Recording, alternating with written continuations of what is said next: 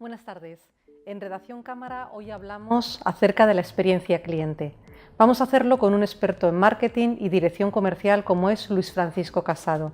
Muy buenas tardes, Luis, y bienvenido. Gracias.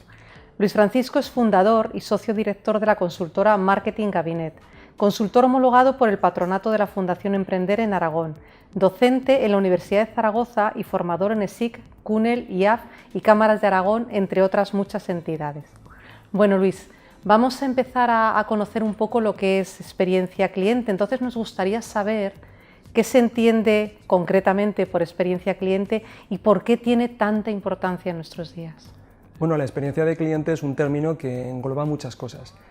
Podemos decir que engloba desde el conjunto de vivencias, de todo tipo de actuaciones que un cliente va experimentando a lo largo de su interrelación con una empresa, con una marca, desde el momento en el que se plantea el hecho de ir a comprar un producto o de adquirirlo, hasta el momento incluso que los disfruta. Ese conjunto de, vamos a decir, de experiencias y de vivencias que va acumulando, el cliente las interpreta y las va posicionando de tal manera que genera ese conjunto de percepciones que son unas veces positivas o otras veces negativas y que afectan, por lo tanto, a la manera en la que se ve todo el conjunto, tanto producto como experiencia de cliente en su conjunto más integral. Nos encontramos, por lo tanto, con una de las herramientas estratégicas más potentes que tienen las empresas si quieren conseguir efectos hoy en día, porque tenemos que huir de la compra, de los procedimientos más transaccionales por los cuales un cliente va a comprar un producto, sino que va más a disfrutar de una experiencia en la que la compra del producto y el disfrute del producto en sí mismo es parte integrante de todo ese conjunto de interpretaciones. En el momento que las empresas sean claras y sean conscientes de lo importante que es generar sensaciones, generar pensamientos, actuaciones, una manera de entregarte hacia el cliente, y que todo eso está generando estímulos, que está generando emociones y que el cliente luego puede recordar, pues lo que se va a dar cuenta es que esos recuerdos tienen unos efectos directos muy positivos en sus propios clientes, y es que van a tener una serie de comportamientos, la mayor parte de ellos favorables hacia la empresa y hacia la marca. Por ejemplo, entre esos comportamientos puede tener el hecho de que te recuerde cuando quiere volver a comprar, que incremente su frecuencia de compra, que sea menos sensible, por ejemplo, a todo lo que tiene que ver con las acciones de la competencia, que no se queda nunca quieta, el hecho de que pueda actuar de promotor o de embajador de la marca, en definitiva, elementos que tienen que ver con la satisfacción del cliente, pero también con la fidelización y con el crecimiento empresarial. Esto es muy potente. Es muy potente. Entonces, realmente, concretamente, ¿qué debería hacer una empresa para empezar a desarrollar experiencia cliente incluirla, ¿no?, dentro de su estrategia empresarial? Lo primero que tiene que hacer es un cambio importante de mentalidad. Y como digo, dejar de pensar en vender producto y empezar a pensar ya en todo lo que rodea a esa adquisición, que va desde el momento de empezar a buscar, por ejemplo, la información o incluso lo que hay después de haber disfrutado del producto, ¿no?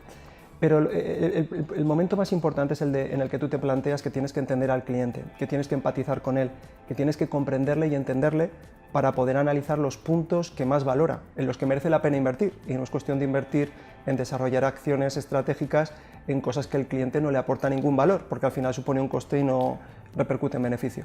Pero en el momento que tú entiendes, que comprendes dónde puedes actuar, decides cuáles son las maneras más interesantes o más potentes de desarrollar esas acciones, y a partir de ahí buscar lo que llamamos tus wows, ¿no?, tus ole, ¿no?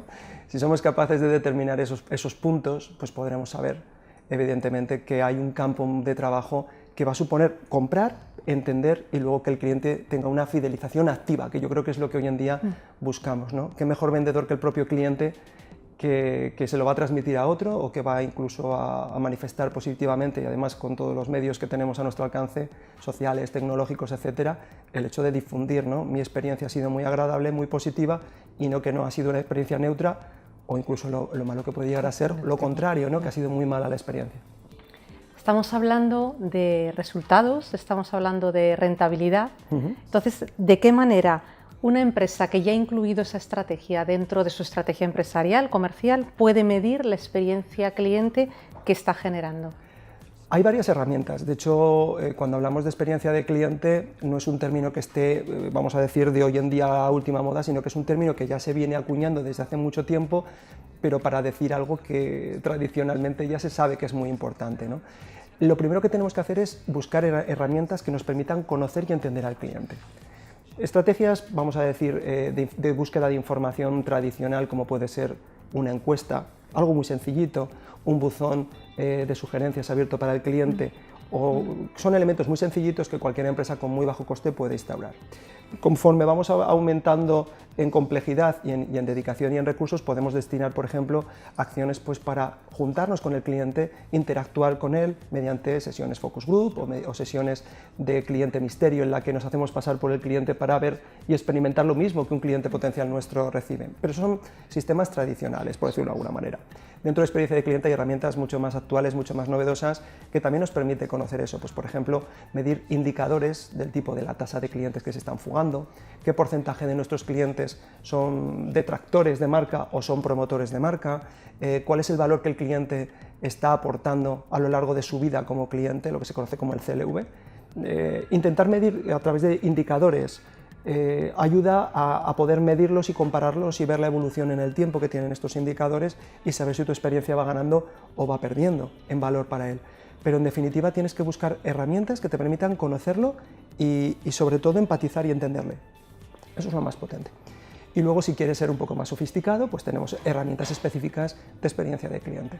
Por ejemplo, técnicas mucho más tipo mapa visual, en la que somos capaces de ir trabajando y poniéndonos en la piel del cliente. Por ejemplo, el mapa de la empatía es una herramienta muy interesante. El diseño de la ruta del cliente, donde intentamos detectar los touch points, los puntos clave en los que podemos actuar o en los puntos en los que la satisfacción está neutral o casi tirando ya hacia la insatisfacción. Bueno, pues determinamos áreas concretas de trabajo, procedimientos, puntos en los que creemos que podemos fallar y que con una mínima inversión en ellos pues podríamos incrementar esta experiencia. Pues bueno, herramientas hay muchas y muy variadas.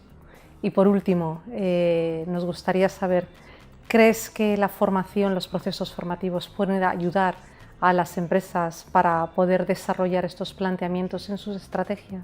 Hombre, yo creo y estoy totalmente convencido que todos tendemos al autoaprendizaje y muchas veces, por desgracia, el autoaprendizaje por prueba y error. Y muchas veces hoy en día los errores pues son mucho más costosos, ¿no?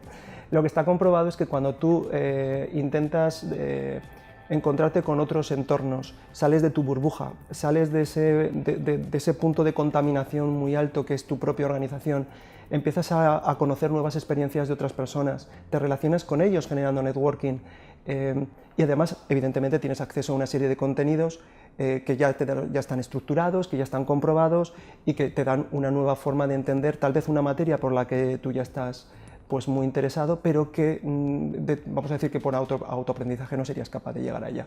Entonces yo creo que la formación sí que permite mejorar los conocimientos, las habilidades, pero sobre todo las competencias, que yo creo que es lo que más buscamos hoy en día para desarrollar, generando networking y sobre todo el acceso a un mundo mucho más amplio que tal vez el que yo desde mi manera interna, desde mi núcleo, desde mi burbuja, pues posiblemente no sería capaz de solventar. Pues muy bien, muchas gracias. Invitamos a todos los que nos están escuchando a que participen en estas actividades de formación que dentro de la Cámara estamos desarrollando también. Y muchas gracias de nuevo por estar con nosotros esta tarde. Gracias a vosotros también. Lo que sí que es muy importante es que vean que no solamente intentamos hacer unas acciones formativas que sean como muy monociclo, sino que lo que pretendemos al final es intentar encontrar unos hilos de conducta que permitan a una persona pues, seguir evolucionando en ese aprendizaje, que vayan evolucionando en el conocimiento y que posiblemente buscando píldoras que tengan sentido continuo, pues posiblemente ayudamos, ¿no? Y ese es un poquito el sentido de los programas. Muy bien, gracias. Gracias.